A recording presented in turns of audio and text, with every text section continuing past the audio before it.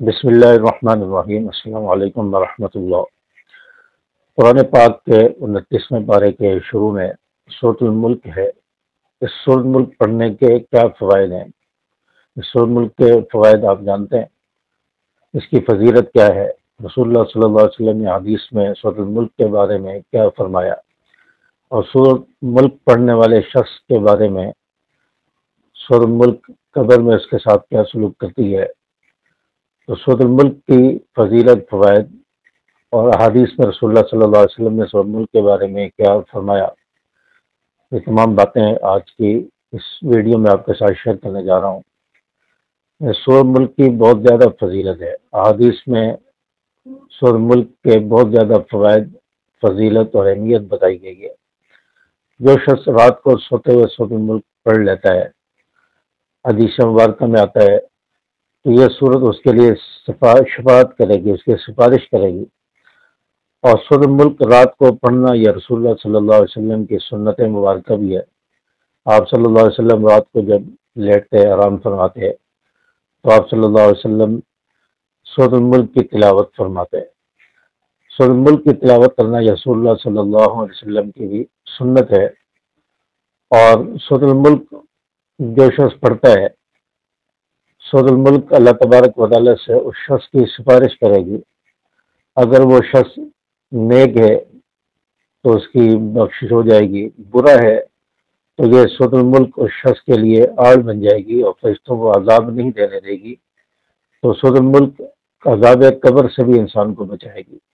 حدیث مبارکہ میں آتا ہے کہ رسول اللہ صلی اللہ علیہ وسلم نے ارشاد فرمایا کہ جو شخص رات کو سورۃ الملک پڑھ کے سوتا ہے اور اس کا معمول بنا لیتا ہے، قبر میں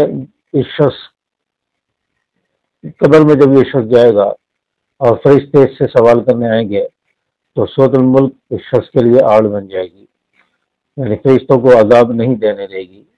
یا فرشتے سر کی طرف سے آئیں گے تو سورۃ الملک سامنے آ جائے گی، بائیں طرف سے آئیں گے تو سورۃ الملک آڑ بن جائے گی، پاؤں کی طرف سے آئیں گے تو سورۃ الملک آڑ بن جائے گی۔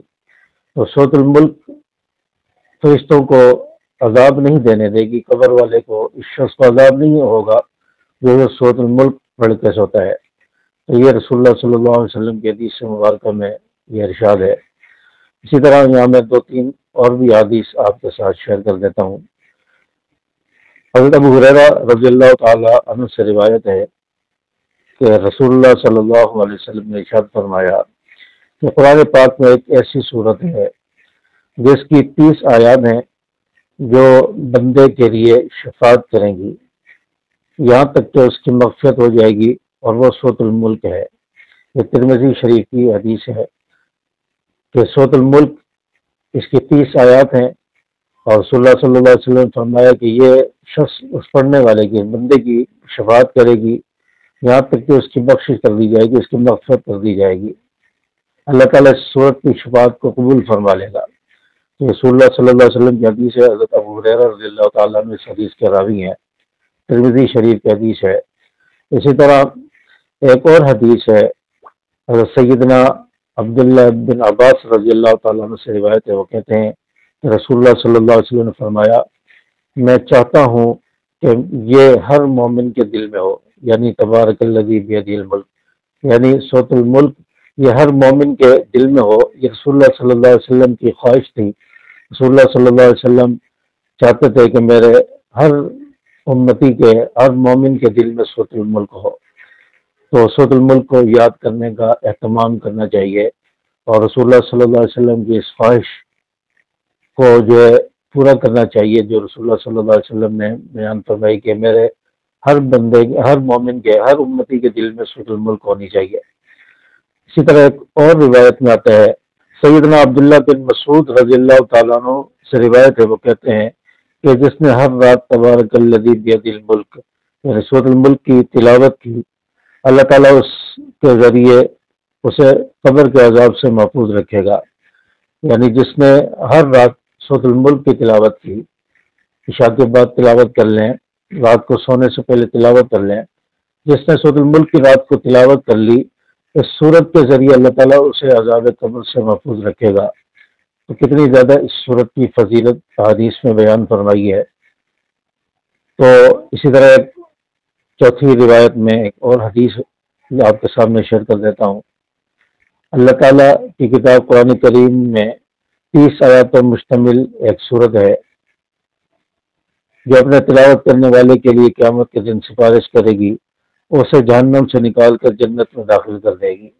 یعنی جس شخص پر جہنم کا فیصلہ ہو چکا ہوگا، گناہ گار ہوگا، لیکن اس شخص کا معمول ہوگا کہ وہ سورۃ الملک کی تلاوت کرتا ہوگا، تو سورۃ الملک کل قیامت کے دن اللہ تعالیٰ سے اس بندے کی سفارش کرے گی اور اس شخص کو جہنم سے نکال کر جنت میں داخل کر دے گی۔